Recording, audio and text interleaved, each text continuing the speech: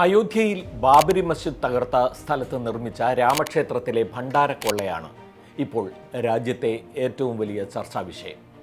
ഈ രാമക്ഷേത്രത്തെ രാജ്യത്തിൻ്റെ അഭിമാനമെന്ന് വിശേഷിപ്പിച്ച മാധ്യമങ്ങളുണ്ട്. ഇന്നവർ അതിനെ അപമാനമെന്ന് വിളിക്കാൻ കഴിയാത്ത ധർമ്മസങ്കടത്തിലാണ്. വരും നാളുകളിൽ സംഘ് പരിവാറിനെ നെടുകെ പിളർത്താൻ ശേഷിയുള്ള ബോംബാണ് രാമക്ഷേത്രത്തിലെ ഭണ്ഡാരക്കൊള്ളയെന്ന് അറിയുന്ന മാധ്യമങ്ങൾ പോലും ഒരു പരിധി വിട്ട് അത് റിപ്പോർട്ട് ചെയ്യുന്നില്ല. അവർ പേടിക്കുന്ന ശക്തി ആരാണ്? എഡിറ്റേഴ്സ് ടേക്കിലേക്ക് സ്വാഗതം. ഈ കാണുന്നത് 1992 ഡിസംബർ 6 ഹിന്ദു വർഗീയ ഭ്രാന്തർ ബാബരി മസ്ജിദ് തകർത്തതിന് പിന്നാലെ പുറത്തു വന്ന ഇന്ത്യ ടുഡേയുടെ കവർ ചിത്രമാണ്. നേഷൻസ് ഷെയിം എന്നാണ് ആ ഹീനമായ ആക്രമണത്തെ ഇന്ത്യ ടുഡേ ശരിയായി വിശേഷിപ്പിച്ചത്. അക്കാലത്ത് ഇന്ത്യയിലെ മാധ്യമങ്ങളുടെ പൊതുവികാരവും അതായിരുന്നു. പള്ളി പൊളിച്ചതിനെ അനുകൂലിക്കുന്നത് പോയിട്ട് വിശ്വ ഹിന്ദു പരിഷത്തിൻ്റെ അയോധ്യ പ്രക്ഷോഭത്തോട് ഏതെങ്കിലും വിധത്തിൽ ചേർന്ന് നിൽക്കുന്ന മുഖ്യധാരാ മാധ്യമങ്ങൾ ഇല്ലായിരുന്നു. കോടതിയെ തെറ്റിദ്ധരിപ്പിച്ച് ബാബരി മസ്ജിദ് തകർക്കാൻ ഒത്താശ ചെയ്ത യുപിയിലെ കല്യാൺ സിംഗ് സർക്കാരിനെയും ആ ആക്രമണം നടക്കവേ ഒരക്ഷരം മിണ്ടാതെ നോക്കി നിന്ന പ്രധാനമന്ത്രി നരസിംഹറാവുവിനെയും ശക്തമായി വിമർശിക്കുന്ന ധാരാളം എഡിറ്റോറിയലുകളും പ്രസിദ്ധീകരിക്കപ്പെട്ടു. The Times of India, the Hindu, Indian Express തുടങ്ങി പ്രധാന പത്രങ്ങളെല്ലാം അതിലുണ്ടായിരുന്നു. റിപ്പബ്ലിക്കിന് ഏറ്റ കളങ്കമെന്ന് ടൈംസ് ഓഫ് ഇന്ത്യയും രാജ്യം വഞ്ചിക്കപ്പെട്ടെന്ന് ഇന്ത്യൻ എക്സ്പ്രസും മാപ്പർഹിക്കാത്ത തെറ്റെന്ന് ഹിന്ദുവും പറഞ്ഞു. എന്നാൽ 32 വർഷത്തിന് ശേഷം അതേ മണ്ണിൽ രാമക്ഷേത്രം ഉയർന്നപ്പോൾ ഇതേ മാധ്യമങ്ങൾ അതിനെ പ്രകീർത്തിക്കുകയോ ആഘോഷങ്ങളിൽ പങ്കുചേരുകയോ ചെയ്തു.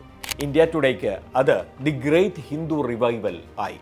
2014 അധികാരത്തിൽ വന്ന നരേന്ദ്രമോദി സർക്കാരിൻ്റെ ഹിന്ദുത്വ അജണ്ട മാധ്യമങ്ങളെയും അവിടെ എത്തിക്കുകയായിരുന്നു.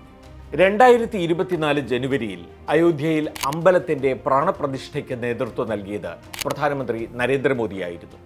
അദ്ദേഹമായിരുന്നു മുഖ്യ പരികർമ്മി. അന്ന് പ്രധാനമന്ത്രിക്കൊപ്പം മുഖ്യ യജമാനൻ്റെ സ്ഥാനത്തുണ്ടായിരുന്ന ആളുടെ പേര് അനിൽ മിശ്ര എന്നാണ്. അമ്പലത്തിലെ ഭണ്ഡാരക്കൊള്ളയിൽ പ്രത്യേക അന്വേഷണ സംഘം ചോദ്യം ചെയ്ത പ്രതി ചേർത്ത് അറസ്റ്റ് ചെയ്യാൻ സാധ്യതയുണ്ടെന്ന് കരുതപ്പെടുന്ന അതേ ട്രസ്റ്റ് അംഗം അനിൽ മിശ്ര തന്നെ. അന്നും ഈ അടുത്ത ദിവസം വരെയും ശ്രീരാമ ജന്മഭൂമി തീർത്ഥ ക്ഷേത്ര ട്രസ്റ്റിൻ്റെ ജനറൽ സെക്രട്ടറി ചമ്പത് റായിയാണ്. വിശ്വ ഹിന്ദു പരിഷത്തിൻ്റെ തലപ്പത്ത് 2ാം സ്ഥാനത്തിരിക്കുന്നയാളുമാണ്. ചമ്പത് റായിയും അനിൽ മിശ്രയും അടുത്ത കൂട്ടാളികളുമാണ്.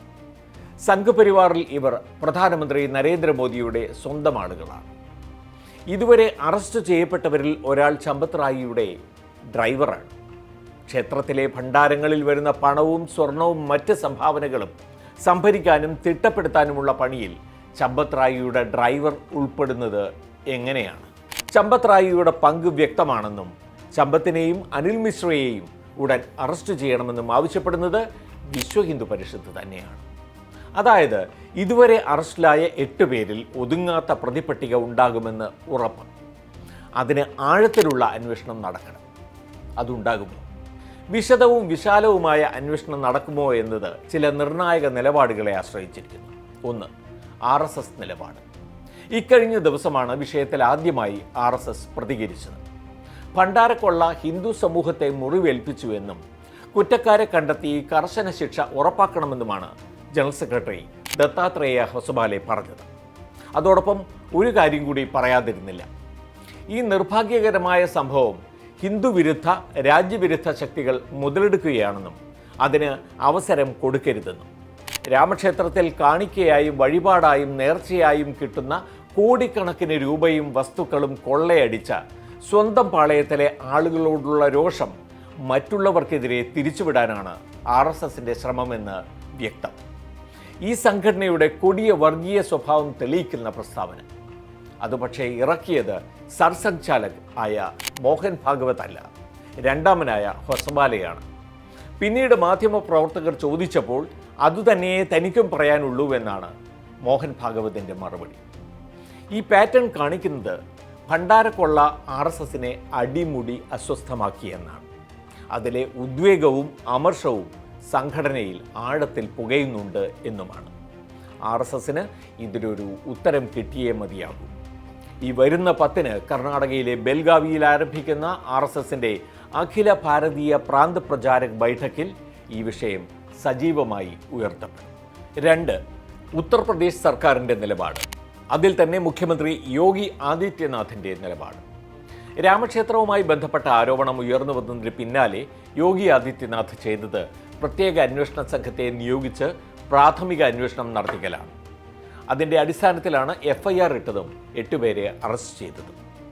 ഭണ്ഡാരത്തിലെ പണം എണ്ണി തിട്ടപ്പെടുത്താൻ ചുമതലപ്പെട്ടവരാണ് പ്രതി ചേർക്കപ്പെട്ട് അറസ്റ്റിലായത്. ട്രസ്റ്റുമായി ബന്ധപ്പെട്ട വ്യക്തികളുടെ അനുയായികളോ ഉദ്യോഗസ്ഥരോ ആണവർ. അന്വേഷണം മുന്നോട്ട് കൊണ്ടുപോകുമ്പോൾ ഇവരിൽ നിൽക്കില്ലെന്ന് ഉറപ്പാണ്. ഇവർക്ക് തൊട്ടു മുകളിലുള്ള ചമ്പത് റായ്, അനിൽ മിശ്ര തുടങ്ങിയവരെയും പ്രതികളാക്കേണ്ടി വരും. അതായത് പ്രധാനമന്ത്രി നരേന്ദ്രമോദിയോട് അടുപ്പമുള്ളവർ. ക്ഷേത്ര ട്രസ്റ്റിന് തന്നെ രൂപം കൊടുത്തത് സുപ്രീം കോടതി നിർദ്ദേശപ്രകാരം കേന്ദ്ര സർക്കാരാണ്. ട്രസ്റ്റിൽ കൂടുതലും VHP നേതാക്കളാണെങ്കിലും പ്രധാനമന്ത്രിയുടെ ഓഫീസിനെ പ്രതിനിധാനം ചെയ്ത് എക്സ് ഒഫീഷ്യോ അംഗമായി നൃപേന്ദ്ര മിശ്ര എന്ന മുൻ IAS ഉദ്യോഗസ്ഥനുമുണ്ട്. പ്രധാനമന്ത്രിയുടെ മുൻ പ്രിൻസിപ്പൽ സെക്രട്ടറി ആയിരുന്നു നൃപേന്ദ്ര. സാമ്പത്തിക കാര്യങ്ങളിൽ ട്രസ്റ്റ് റിപ്പോർട്ട് ചെയ്യേണ്ടത് പ്രധാനമന്ത്രിയുടെ ഓഫീസിനോടാണ്. അതായത് ഫലത്തിൽ രാമക്ഷേത്ര ട്രസ്റ്റ് ഏറ്റവും കൂടുതൽ ബന്ധപ്പെട്ട് നിൽക്കുന്നത് പ്രധാനമന്ത്രിയോടാണ്. അവിടെയാണ് ഈ പകൽക്കൊള്ളയും വഞ്ചനയും വിശ്വാസികളുടെ കണ്ണിലൂടെ നോക്കിയാൽ ദൈവനിഷേധവും അരങ്ങേറിയിരിക്കുന്നത്. ഇത് വച്ചു പൊറപ്പിക്കരുതെന്ന് തീരുമാനിച്ചാൽ പ്രതിക്കൂട്ടിലാവുക പ്രധാനമന്ത്രി നരേന്ദ്രമോദിയുടെ ഓഫീസ് തന്നെയാണ്. അന്വേഷണം ആ വഴിക്ക് പോകാൻ സാധ്യതയുണ്ട്. ഇവിടെയാണ് ഒരു പ്രധാന വസ്തുത കാണേണ്ടത്. യോഗി ആദിത്യനാഥിനെ സംബന്ധിച്ച് ഇതൊരു നിർണായക സന്ധ്യയാണ്. അയോധ്യ രാമക്ഷേത്ര കാര്യങ്ങളിൽ തുടക്കം മുതൽ തന്നെ നഷ്ടപ്പെട്ടിരുന്ന മേൽക്കൈ തിരിച്ചുപിടിക്കാനുള്ള സന്ദർഭം. ഉത്തർപ്രദേശ് മുഖ്യമന്ത്രി സ്ഥാനത്ത് എത്തുന്നതിന് മുൻപ് യോഗി ആദിത്യനാഥ് ഗോരഖ്പൂരിലെ ഗോരഖ്നാഥ് ക്ഷേത്രത്തിലെ മുഖ്യ പൂജാരിയായിരുന്നു. രാമജന്മഭൂമി പ്രക്ഷോഭത്തിന്റെ ഉപജ്ഞാതാക്കളിൽപ്പെടുന്ന മഹന്ത് ദിഗ്വിജയനാഥിൻ്റെയും മഹന്ത് അവൈദ്യനാഥിൻ്റെയും പിന്മുറക്കാരൻ. ഗോരഖ്നാഥ് ക്ഷേത്രത്തെ കേന്ദ്രീകരിച്ചാണ് അയോധ്യ പ്രക്ഷോഭം വളർന്ന് വലുതാകുന്നത്.